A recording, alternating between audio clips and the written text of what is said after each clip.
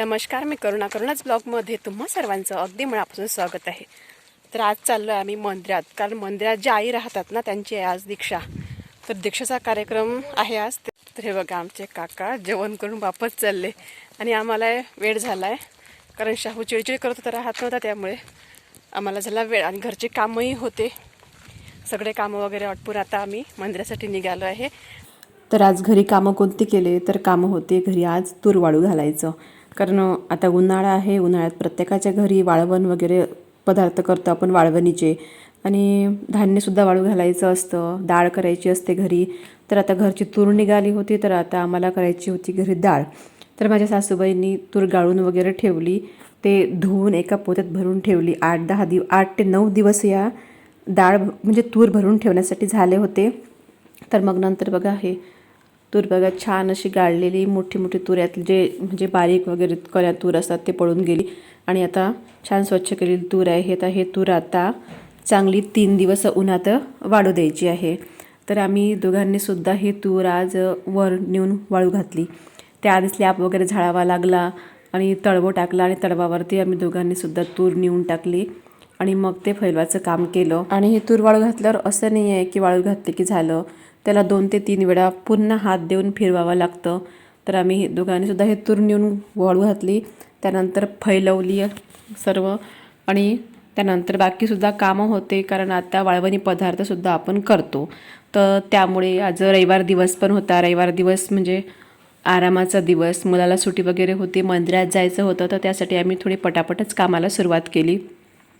आधी उठल्यावर लगेच आम्ही तूर वाळू घातली, त्यानंतर घरची झाडलोट वगैरे केली, आणि जे ज्वारीचे पापड करायचे होते मला, तर आदल्या दिवशी मी याच स्लॅबवरती ज्वारीचे पापड करण्यासाठी ज्वारी आणि तांदूळ जे आहे ते वाळू घातले होते।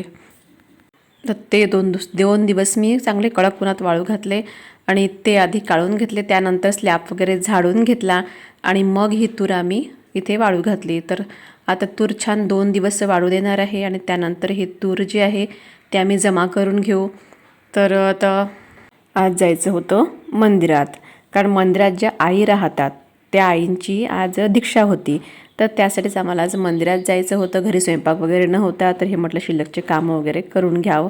आणि दीक्षेच्या कार्यक्रमाला आम्हाला जायला खूप वेळ झालेला होता, कारण घरची हे काम वगैरे करणं तसं खूप वेळ गेला, माहीत पडलं नाही।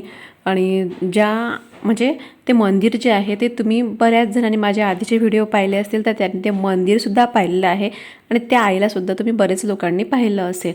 तर त्याच आईची जी आहे त्याच दीक्षा होती।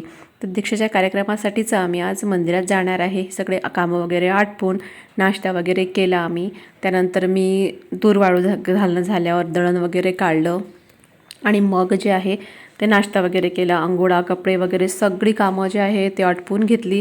आणि त्यासाठी मी शाहूला जे आहे त्याने झोपून ठेवलं होतं, कारण शाहू जे आहे ते कामं सुचूच देत नाही, त्यामुळे त्याला मी झोपून वगैरे ठेवलं। तूर वगैरे वाळू घालणं झाली, नाश्ता वगैरे केला होता मी, आणि त्यानंतर जे आहे ज्वारी आणि तांदूळ जे वाळू घातलेले होते ते आता पूर्णपणे कडक वाळलेले आहे। ते आता वाळू म्हणजे आधीच खरं तर मी हे साफ करून घेतलेले होते, पण आपण उन्हामध्ये वर वाळू घालतो, हवा वगैरे सुटते, त्यामुळे कचरा वगैरे त्यामध्ये जातो, तर थोडंसं त्याला पाहून घ्यायचं होतं। तर मी इथे हे तांदूळ स्वच्छ करून घेतले, आणि त्यानंतर हे दळण्यासाठी दिलेलं आहे। तर आता सर्व जे आहे ते बघा एकत्र मिक्स करते आहे। तुम्हाला जर ज्वारीच्या पापडाची रेसिपी बघायची असेल तर मी माझ्या चॅनलवरती ज्वारीच्या पापडांचा जो आहे तो स्पेशल व्हिडिओ शेअर करणार आहे। आणि यानंतर आम्ही तयारी वगैरे केली, माझ्या मिस्टरांनी जे आहे ते चक्कीवरून दळण वगैरे आणलं, आणि नंतर आम्ही निघालो बघा मंदिरासाठी। तर आम्ही तिथे गेलो तेव्हा जेवणाला सुरुवातसुद्धा झालेली होती, कारण की कार्यक्रम जो आहे दीक्षेचा तो पूर्णपणे आटोपलेला होता, आणि जेवणाला वगैरे सुरुवात झाली। आणि इथे मग मी शाहू आणि मी सुद्धा आम्ही जेवायला बसलो, आणि त्यानंतर ते मंदिरात जे लोक वगैरे आले होते, जेवण वगैरे झालं, सर्व घरी जायला निघाले, आणि नंतर आम्ही सुद्धा जेवण वगैरे करून दर्शन वगैरे घेऊन घरी आलो। आणि घरी आल्यानंतर जे सकाळी पीठ दळून आणलेलं होतं ते दिवसभर थंड झालेलं होतं। हे पीठ थंड होण्यासाठी दिवसभर तसंच झाकून ठेवलेलं होतं, आणि त्यानंतर एका डब्यामध्ये मी हे पीठ भरून ठेवलेलं आहे। आणि आता पापड कसे बनवणार आहे याची रेसिपी जी आहे ते मी माझ्या चॅनलवरती याचा एक स्पेशल व्हिडिओ जो आहे तुमच्यासोबत शेअर करणार आहे। तर नेक्स्ट व्हिडिओ पहा. ज्यांना ज्वारीचे पापड करायचे असतील तर माझी पापडांची पद्धत कशी आहे हे पाहण्यासाठी चॅनलला नक्की सबस्क्राईब करा. भेटूया एखाद्या नवीन व्हिडिओमध्ये. तोपर्यंत बाय.